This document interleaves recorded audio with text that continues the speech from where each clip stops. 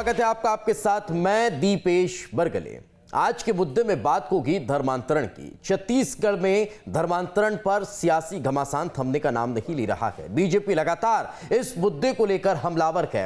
अब बीजेपी ने इस मसले को लेकर जेल भरो आंदोलन की बात कह डाली है। उधर केंद्रीय राज्य मंत्री रेणुका सिंह ने सक्रियता दिखाई है और बलरामपुर में उन्होंने एक युवक की घर वापसी कराने का दावा भी किया है। आज चर्चा इसी मसले पर करेंगे। क्या धर्मांतरण वाकई में हो रहा है या इस पर महज सियासत चल रही है? क्या बीजेपी के पास धान, किसान, बेरोजगारी, क्राइम जैसे कोई मुद्दे नहीं बचे हैं, उसे अब धर्मांतरण को ही सियासी मुद्दा बनाना पड़ रहा है? यह भी एक सवाल होगा। सवाल यह भी होगा कि बीजेपी के धर्मांतरण के मुद्दे से सत्ता पक्ष भी जन सरोकार के मसलों पर सवाल उठाना या फिर उस पर जवाब देना या फिर उस पर बात करना क्या भूल गई है? इन्हीं तमाम मुद्दों पर चर्चा करेंगे। एक खास मेहमानों का पैनल हमारे साथ होगा, लेकिन उससे पहले ये रिपोर्ट देखिए। ये तस्वीर बलरामपुर की है और ये दृश्य किसी पॉलिटिकल पार्टी को ज्वाइन करने का नहीं, बल्कि एक पॉलिटिकल पार्टी की घर वापसी अभियान का है। तस्वीर में केंद्रीय राज्य मंत्री रेणुका सिंह दिख रही हैं, जो कि एक शख्स की हिंदू धर्म में वापसी करा रही हैं। इतना ही नहीं, केंद्रीय राज्य मंत्री ने छत्तीसगढ़ में धर्मांतरण को लेकर सरकार को कटघरे में खड़ा करते हुए आगे भी घर वापसी अभियान जारी रखने की बात कही। एक भाई ने फिर से हिंदू धर्म की वापसी की। 6 साल वो ईसाई धर्म में रहकर उसने कई लोगों को धर्मांतरित भी किया, लेकिन उसने इस समय में समझा कि हमारे साथ गलत हुआ और हमारी गरीबी का फ़ायदा उठाकर हम लोगों को अब धर्मांतरित किया गया था। तो उसने मुझसे वादा किया है कि मैं ऐसे और भी परिवार के लोगों को मैं हिंदू धर्म में वापसी कराऊंगा। हाल ही में धर्मांतरण के आरोप में एक पादरी की पिटाई का मामला सामने आया था, जिसके बाद बीजेपी युवा मोर्चा के कई कार्यकर्ता गिरफ्तार किए गए थे।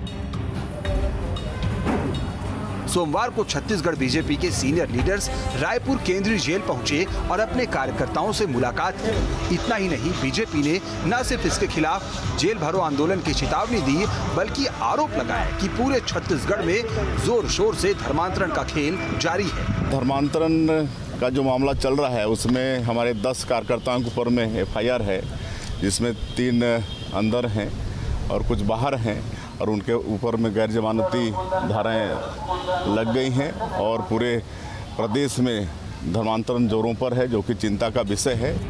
बहरहाल ये तो बात हुई सियासत की। अब धर्म पर संविधान क्या कहता है, इसे भी समझने की कोशिश करते हैं।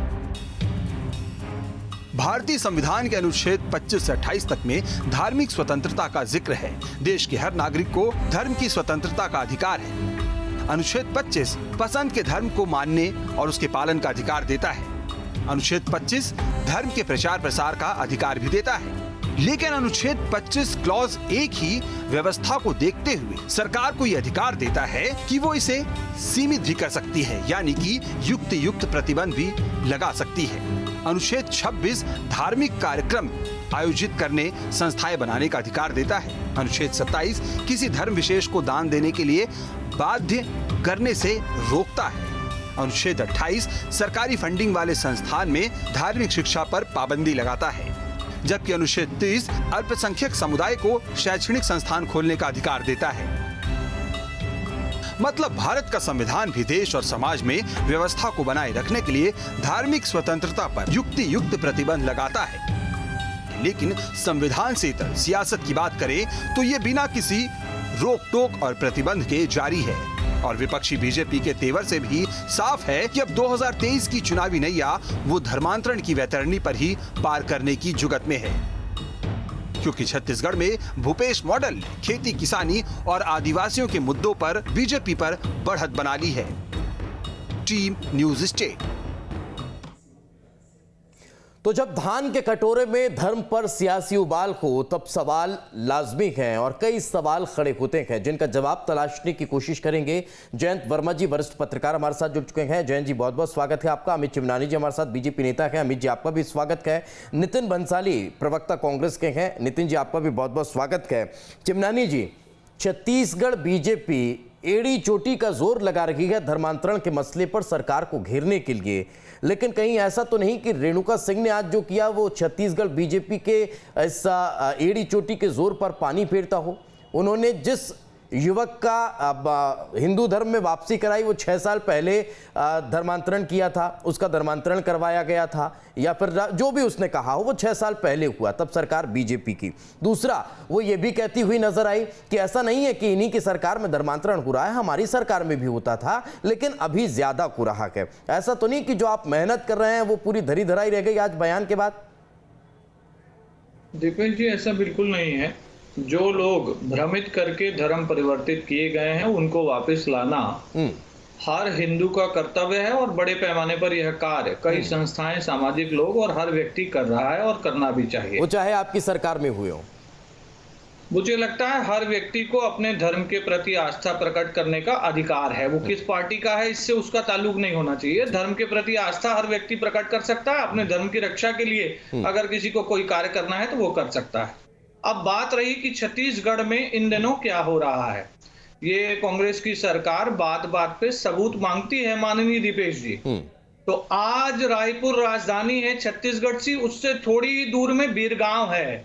बीरगांव में एक ऐसी घटना हुई है जो कुंभकर्णी नींद में सो रही सरकार को जगाने के लिए पर्याप्त है। वहां पे लगभग 200 की संख्या में लोग एक किताब बांटते हुए पकड़े गए हैं। उस किताब में पहले पेज पर दीपेश जी नाम लिखा हुआ है गीता, और उसके अंदर जब पढ़ा जाता है तो उसमें हिंदू देवी देवताओं के खिलाफ अपशब्द लिखे गए हैं। उसमें लिखा गया है कि भगवान शिव की पूजा करना मूर्खता है, श्राद्ध की पूजा व्यर्थ है। उसमें सवाल पूछे गए हैं कि भगवान ब्रह्मा विष्णु महेश के पिता कौन है, माता दुर्गा के पति कौन है। इस प्रकार के लोग छत्तीसगढ़ में किसके संरक्षण में सक्रिय हैं माननीय दीपेश जी? ये किताबें कहाँ छप रही हैं और ये लोग बेखौफ होकर के ये किताबें कैसे बांट रहे हैं? मैं इसलिए पूछना चाह रहा हूँ अमित जी, मैं जवाब लेता हूँ, लेकिन क्या शायद वो किताब आप लाए होंगे, और नहीं लाए तो क्या उस किताब को थाने में अभी तक बीजेपी लेकर गई है, या फिर कल जब आप थाने का घेराव करने जाएंगे तब क्या उस किताब के साथ पहुंचेंगे? आप जवाब दीजिएगा। नितिन जी से सवाल लेता हूं। नितिन जी, अगर ऐसा मामला छत्तीसगढ़ में चल रहा है तब कानून कहां? एक दूसरी चीज कि जिस पादरी को लेकर कार्रवाई होनी चाहिए थी, जिस पादरी के बाद प्रदेश में इस तरह से धर्मांतरण का मामला तेज होता नजर आया, उसके बाद क्या कार्रवाई होती अभी तक दिखाई क्यों नहीं दी? सिर्फ उन्हीं बीजेपी नेताओं के खिलाफ या फिर उन्हीं बजरंग दल के नेताओं के खिलाफ कार्रवाई क्यों जो थाने में हंगामा करते नजर आए? जो लोग कानून को तोड़ेंगे, जो लोग कानून का उल्लंघन करेंगे, चाहे वो बीजेपी का हो, चाहे वो कांग्रेस का हो, चाहे जो भी हो, कानून से सर्वोपरि। तो सर, क्या कानून का उल्लंघन क्या उस पादरी ने नहीं किया जो जबरिया धर्मांतरण करा रहा था? ये कैसे साबित करें कि आपके जबरिया धर्मांतरण करवा रहा है? आपको लेकर धर्मांतरण करवा रहा था, ये आकाशवाणी में ठीक है भारतीय जनता पार्टी वालों को। ये देखिए, मुद्दा भी हो गया, मुद्दा भी विपक्ष है, हर तरफ से लगाने जाते हैं। किसानों ने बेदखल कर दिया है, युवाओं ने, बेरोजगारों ने, महिलाओं ने, हर घर पर छत्तीसगढ़ की कांग्रेस सरकार बहुत बेहतर काम कर रही है और 15 वर्षों से कुशासन में सुशासन की ओर बढ़ रहा है। मुद्दे है संस्कृति में किसे कि भाई भाई को बढ़ाना, धर्म के नाम पर राजनीति करना, कहानी कर रहे। अभी मेरे आपकी प्रवक्ता मेरे मित्र अमित चौटाली जी कह रहे थे कि वो गाँव में किताबें पढ़ रहे थे, उसमें ऐसा लिखा था भाई तुरंत जाओ और खाने में ऐसी एफआईआर करो और सबूत के साथ एफआईआर करो। यदि ऐसा कुछ है तो निश्चित तौर पर कानून अपना काम करेगा। सर, थाने में गए तो थे, उन्हीं के नेताओं को बंद कर दिया। मेरा तो सवाल वहीं से शुरू हुआ था कि आपने मुझ पर ही सवाल खड़ा कर दिया कि ऐसा कहां है। प्रेस कॉन्फ्रेंस करी थी सर उसी पादरी ने, और उसने उस दौरान भी कहा था कि हम तो धर्मांतरण कराएंगे, हमारा संवैधानिक अधिकार है, लेकिन संविधान अधिकार देता है कि स्वेच्छा से धर्मांतरण करना हो, जबरिया नहीं। सर, प्रलोभन देकर कराया जाए, लालच देकर कराया जाए या फिर डरा धमका कर कराया जाए, है तो जबरिया की। लौटता हूं आपके पास नितिन जी, जवाब लूंगा। एक संक्षिप्त कमेंट जैन जी से भी ले लेते हैं। जैन जी, लगातार जिस तरह से धर्मांतरण का मसला छत्तीसगढ़ में उबाल मार रहा है, जिस तरह से धर्मांतरण के मसले पर छत्तीसगढ़ में राजनीति को रखी है, इसे कैसे देखते हैं? क्या 2023 को टारगेट रखकर दोनों राजनीतिक दल धर्मांतरण के मसले पर अब आरोप प्रत्यारोप का दौर शुरू कर चुके हैं, या फिर इसकी वजह कुछ और है? जैन जी।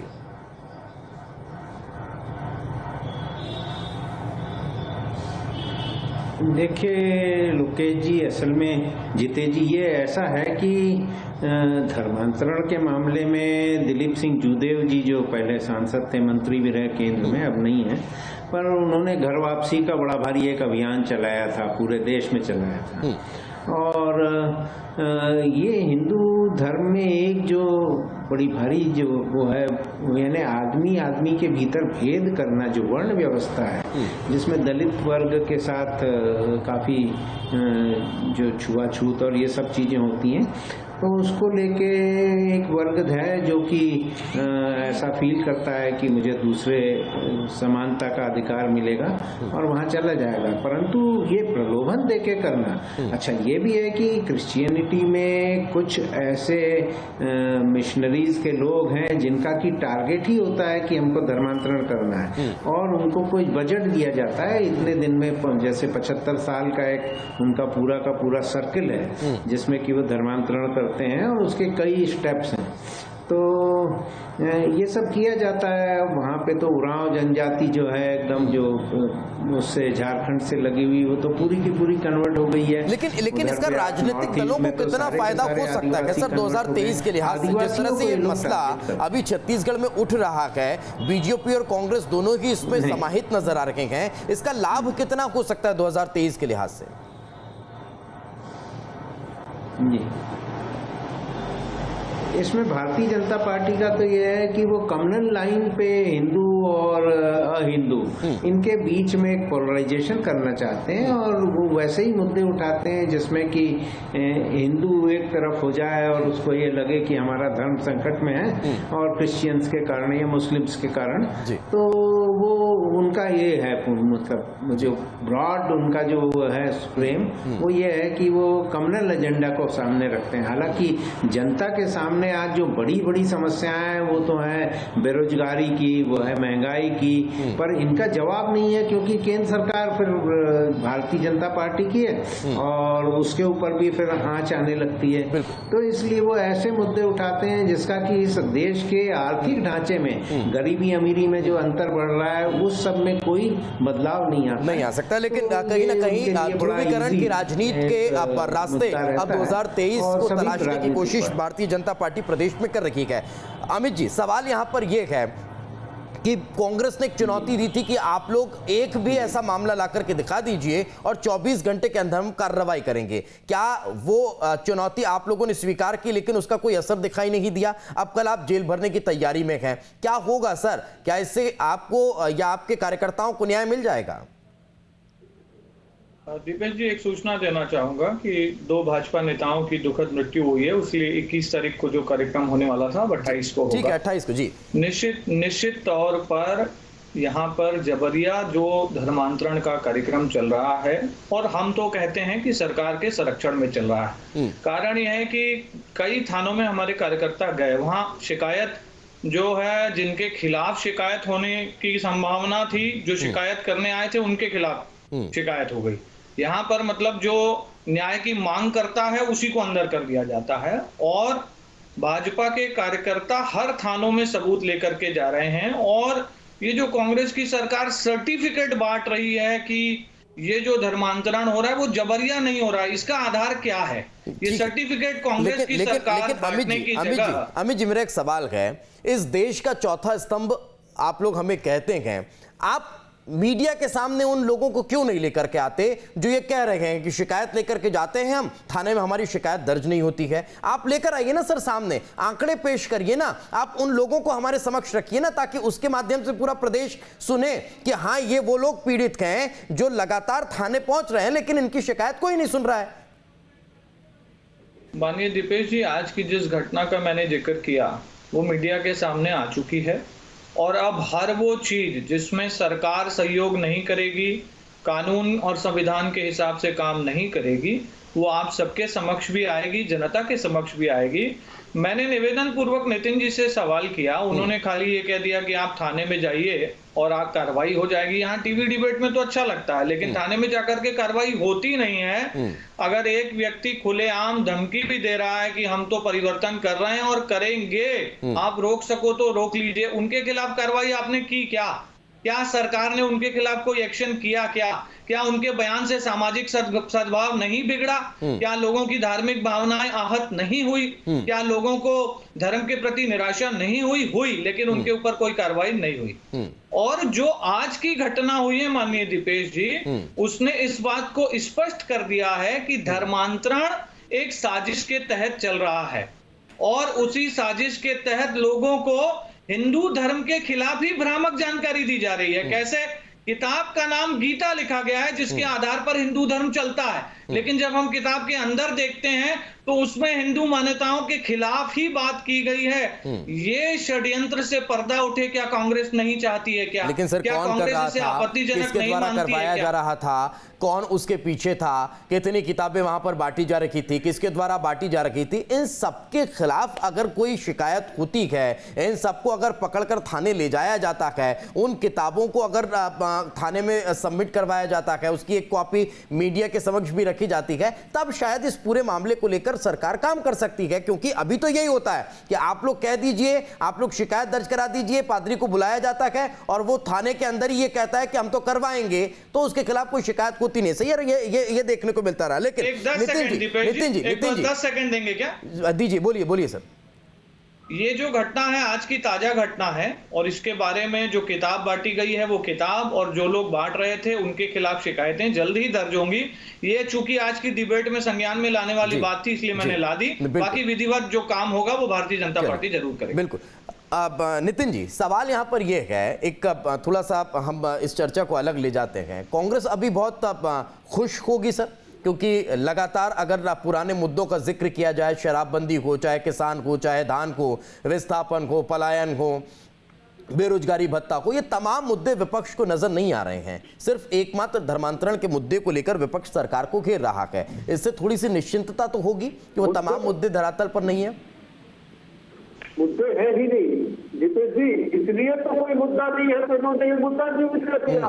मैंने कहा इसकी संस्कृति में इस तरह की सांप्रदायिक बातें करके भाई भाई को लड़ाना, धर्म के नाम पर राजनीति करना, इस धर्म के ठेकेदारों का शुरू से यही काम रहा है। फूट डालो और शासन करो। तो क्या इसमें कांग्रेस भी उलझ गई नितिन जी?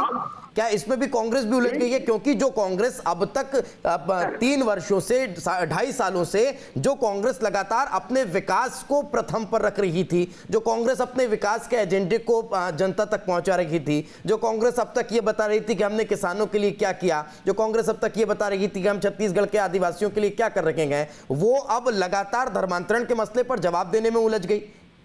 आप भी जाल में फंस गए?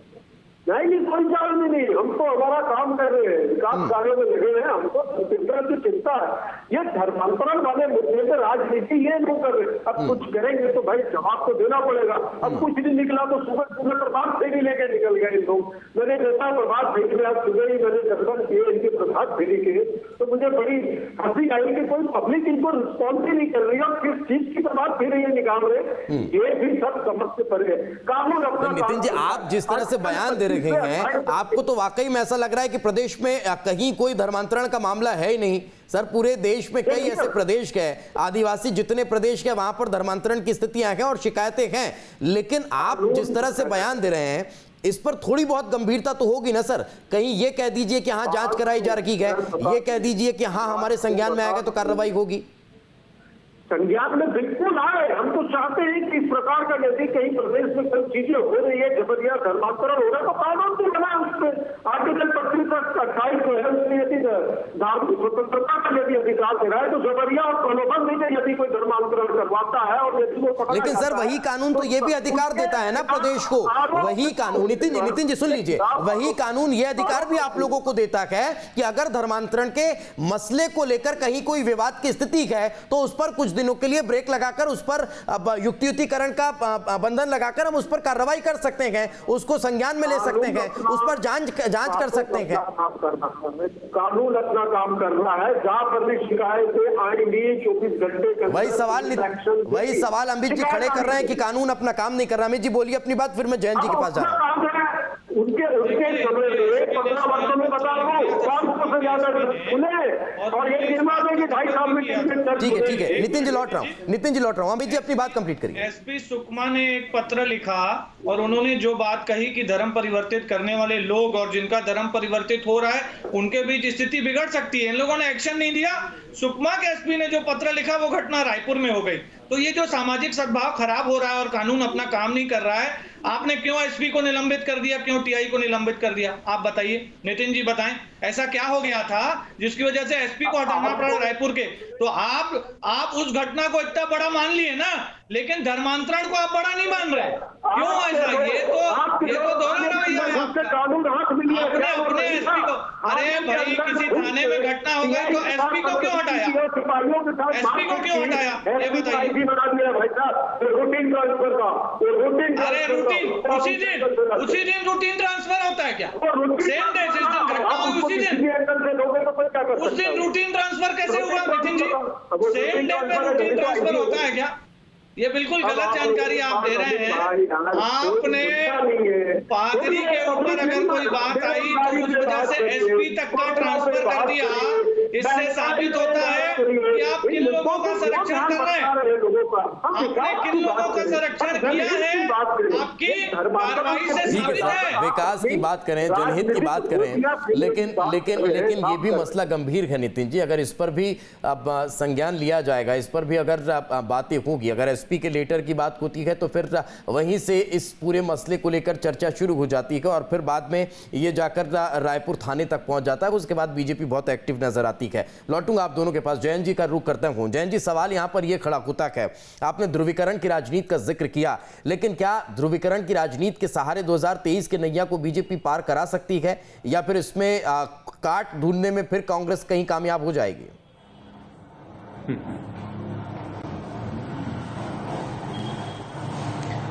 देखिए जितेश जी, वैसे तो भारतीय जनता पार्टी का जो मूल मुद्दा है वो तो है हिंदू और मुसलमान में पोलराइजेशन करने का।